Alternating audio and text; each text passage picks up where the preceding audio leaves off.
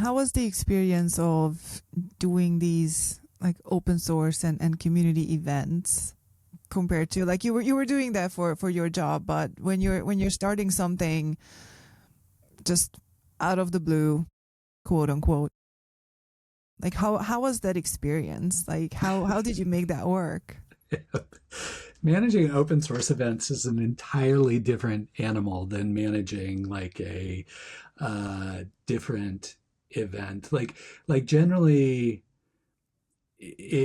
in my experience, and this might not ring true for everybody, but in my experience with the open source stuff, it is so much consensus committee driven activity, and in my other events, whether I programmed them or whether if I was doing them for work, like I was the person making the decisions about what was going to happen, and it was more like, this is what's going to happen.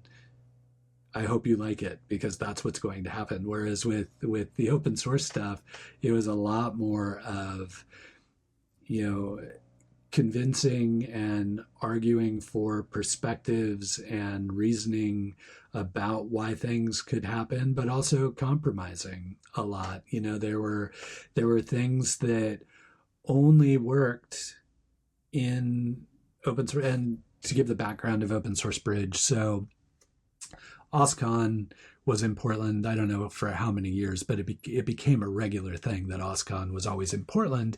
And then suddenly one year O'Reilly went, we're not doing it in Portland this year. And we're like, what are you talking about? We rely on that event not only to bring people from outside to our community, but our local community uses that as a gathering to do important community work for ourselves. So selfishly, like, we need it for our community.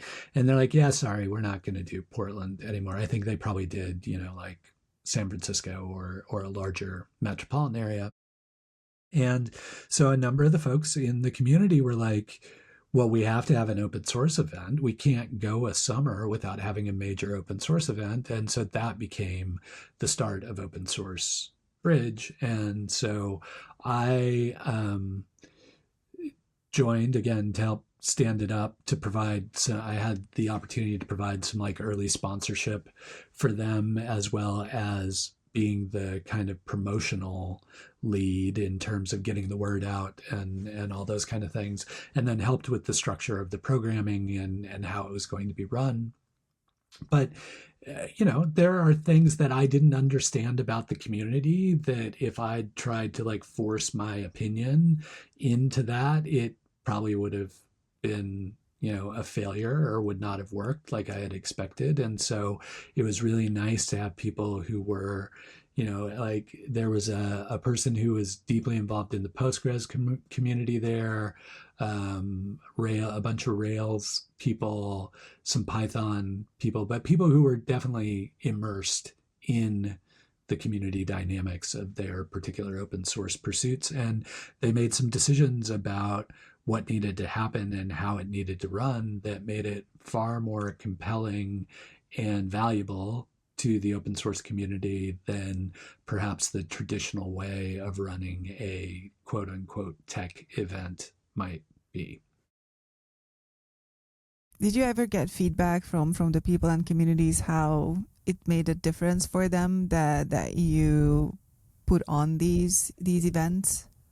Oh, for sure. Yeah, like specifically with Open Source Bridge, it was almost like a breath of fresh air for a lot of people. They're like, OSCON has gotten so big and kind of corporate that this was a really nice grassroots departure that gave the attendees the same value they were seeking from OSCON, but with a totally different vibe. And so the founding team got a lot of great feedback about that. Like sometimes events with the least structure and programming are the ones I get the most positive feedback about. I think, you know, you just have to recognize that community is artificial. Like it doesn't occur naturally. Like humans are drawn to community, but like you have to create that center of gravity artificially to make it work. And so like events often are that excuse for people to gather. And I'm really lucky to live where I live, in that Portland people are always really good about conveying positive feedback as well as critical feedback. Like, they may criticize stuff you're doing or provide constructive criticism, but they also will always be like, this was great.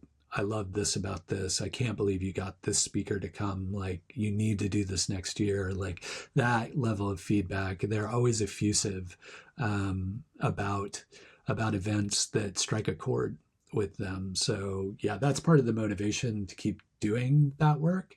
I think the challenge there is it's also very easy to fall into the trap of continuing to do something just because you received positive feedback on it once long ago. Like, I think people get really nostalgic about events, and like, they are like, oh, well, you've done this for so many years, you should just keep doing it. And I'm just like, well, it's not working. Why would we? It stopped functioning like it was supposed to function. Why would we keep doing that?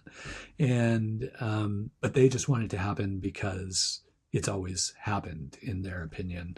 And so I'm also a huge fan of being part of the decision to be like, we're not doing this anymore, and don't ever try and reboot this event. Don't. Like, I'll hand it off if people want to keep it going and they think they have a vision for where it can go.